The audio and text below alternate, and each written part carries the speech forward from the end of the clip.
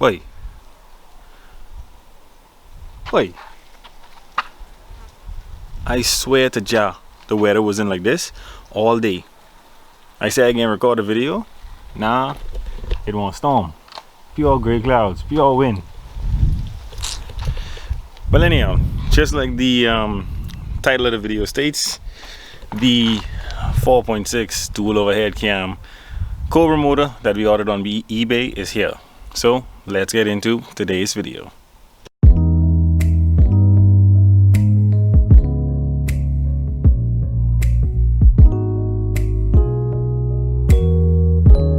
So first things first, for all the people that don't know, the reason why we bought this motor is because the Marauder motor that we put in this Mustang had a bent rod. I didn't have the money or the machine shop to completely rebuild that motor properly to spec.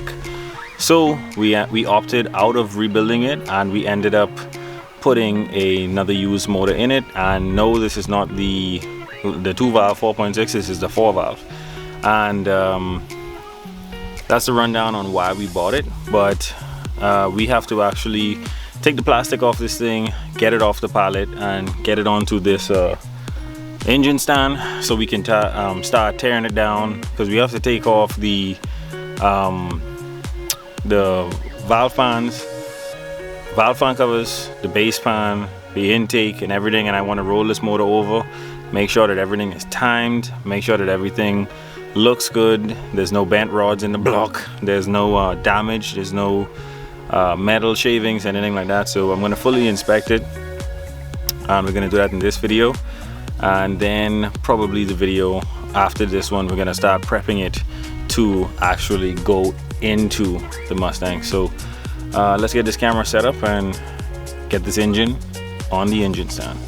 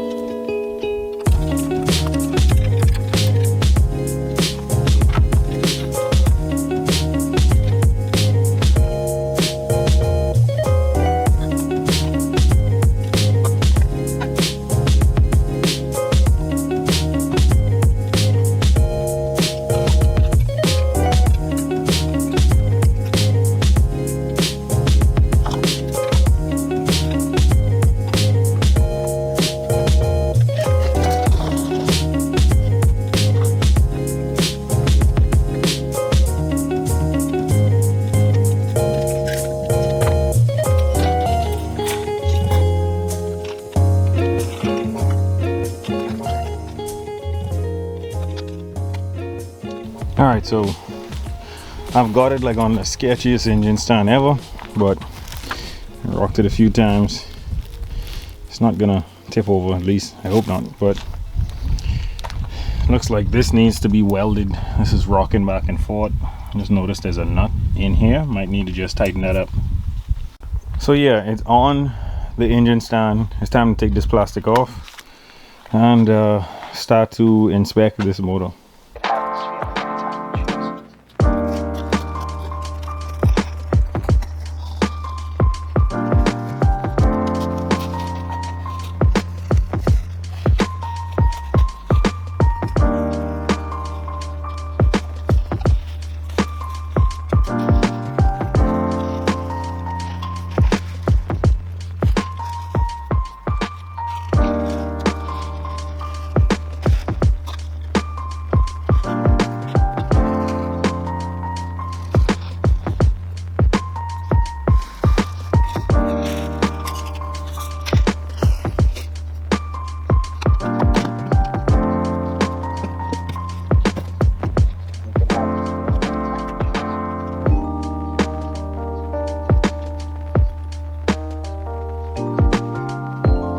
So we have it off the pallet, we have it off the little engine stand contraption thing they had it on, and now, just like I told you guys, I'm not going to clean this up, I'm not going to pretty it up then show it to you guys. I'm going to show you guys exactly what we got off of eBay for 400 bucks for a 4.6 all aluminum Cobra motor. So let me show you exactly what it is.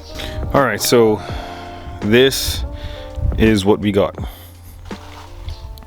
Lots of like watermarks.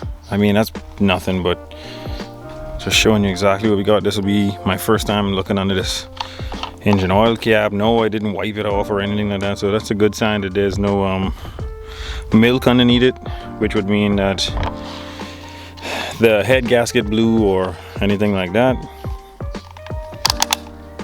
Like I said, we won't be using this valve cover because of this exact coil wire setup. We're going to be using a coil on plug setup, so we're going to remove all of that. This is the intake. There's a random spark plug in the intake blades are frozen. Oh, one of them is loose, one is frozen. Let me see if I could get them. Oh no, not frozen, just on the cable. So I'm gonna come out of this thing with a lot of spare parts, which is like wires, intake, EGR, all type of stuff that I could reuse. But this is exactly how I received it.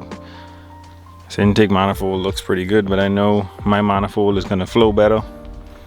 This header is unique because I've not seen any flat header like this before.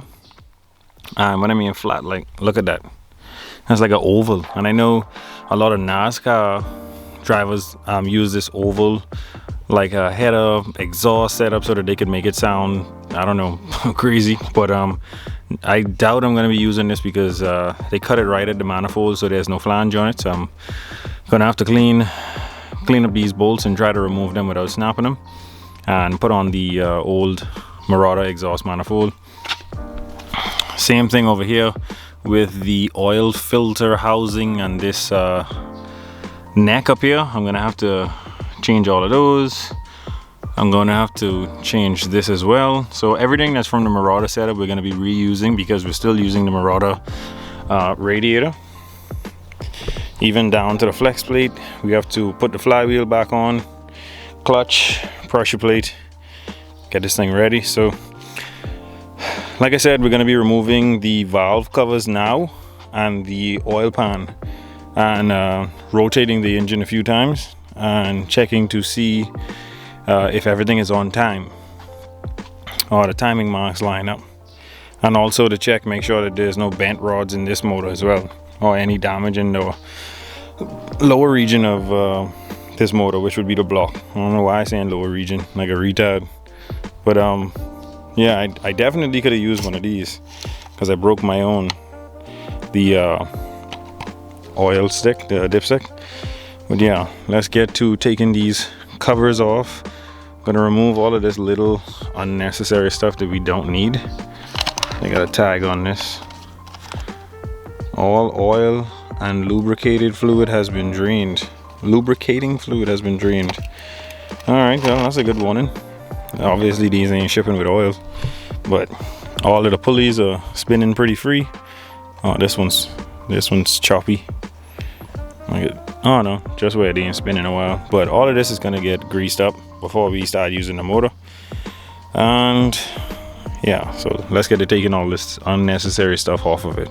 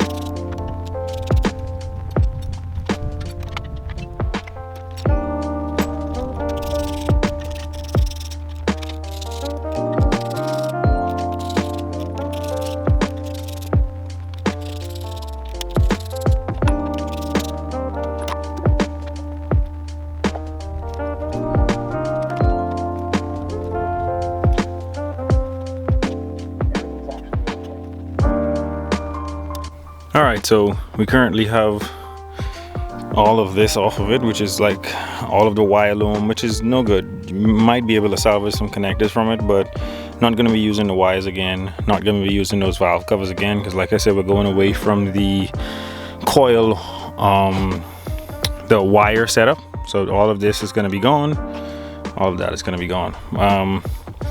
It looks pretty good. I won't lie, I won't front you guys, this looks pretty good. There's no metal in the cover, and it just looks really good. Even the timing chains look really good. I don't see anything wrong with those.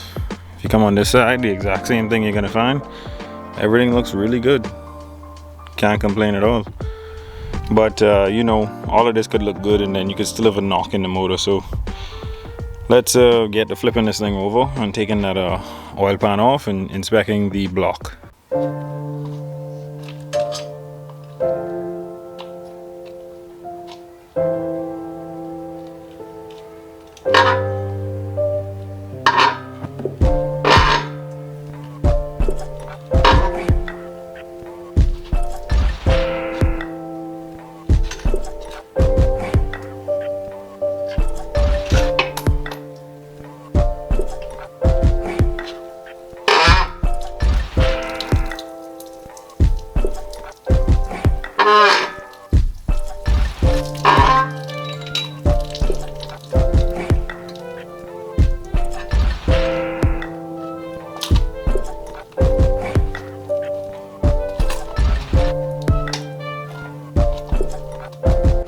Alright, we got it rolled over.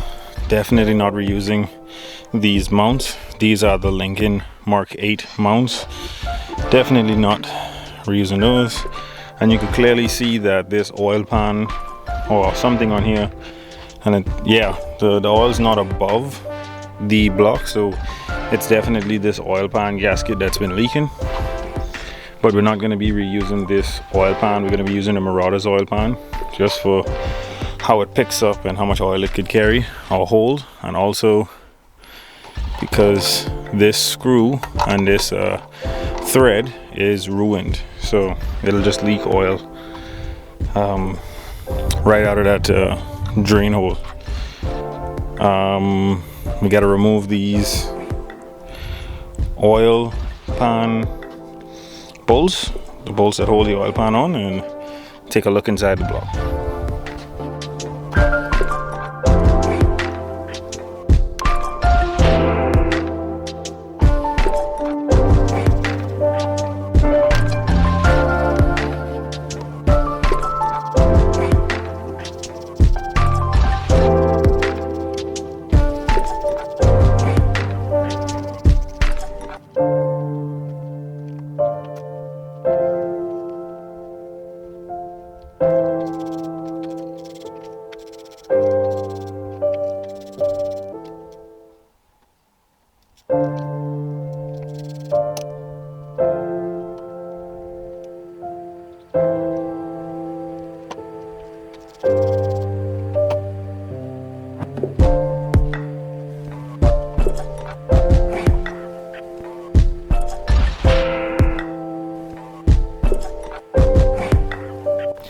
Like I said, guys, I'm gonna show you this exactly how I'm seeing it. So the oil pan was leaking.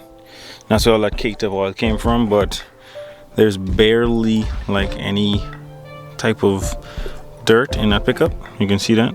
That's just oil. All you see this here, that's just oil sitting up in there. A little small amount, a little like dirt, like literal dirt, but way better than how the Marauder was, or the old motor that we had. No bent rods, no cracked pistons from what I can see, and everything seems to be pretty straight. So unless bearings are knocking in this, it should be running, and it should be running pretty good from what I can see. But we still haven't taken off the intake because we definitely have to clean this thing up a bit and go from there. So now we're gonna attempt to spin it, but I didn't take the spark plugs out, so it's gonna be a bit tough to spin it, but we're just going to see if it'll spin at all or roll at all. It's just an 18mm socket. It would be easier to spin if I took those plugs out, but there you go, it's moving. You can hear the compression.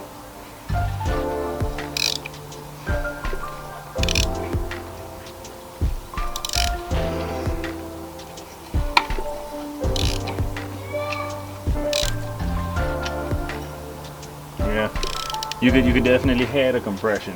It's what I can see, this should be a very good motor.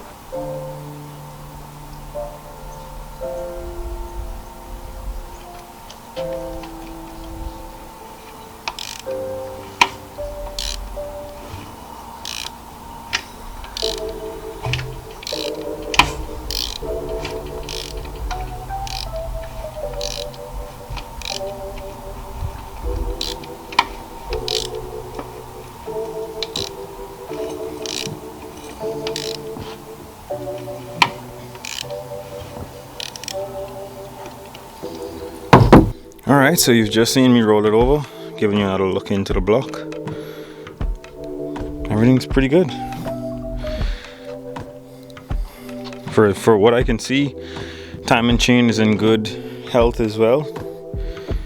It doesn't seem to be rusted or damaged in any way. And the motor's rolling and turning very well. Very well. So, alright guys, that's all I have for you for today. We got the $400 Cobra motor. We got it for the Mustang. We're going to be trying to install this thing in the next video because it's fairly simple. Swap over all the mounts, the intake, and everything else that we need to get this thing running in the Mustang. And we should be good to go. From what I can see, this motor is really healthy for a 200-mile motor. And what I mean, 200,000, you know. So this motor is literally on the odometer from the car that it came out of, had 200,000 miles on it, 202,000 miles on it. So it just broke the it just broke the 200,000 mile mark, and a lot of people are telling me these motors are good for 400,000 miles without having to rebuild it. So hopefully we could get some good content out of it. But like I said, this was just my attempt of fixing it before dumping a lot of money into it. So this would definitely be a budget way that you can fix any Cobra really, by buying a Lincoln Mark 8 motor, which is literally the same thing. There are some block differences, like how this is a 93 Lincoln Mark 8 motor. This is most likely a Texid block, which is desired by a lot of people because these things can handle 1,000 horsepower on these blocks very easily from the factory. So I'm going to do my research, find out if this thing actually has the markings or is one of those first 5,000 Lincoln Mark 8 motors that had the Texid block or Texid block, and let you guys know. But stuff like this would not be possible without you guys' support, so make sure to like, share, and subscribe. I'll catch you guys on the next one.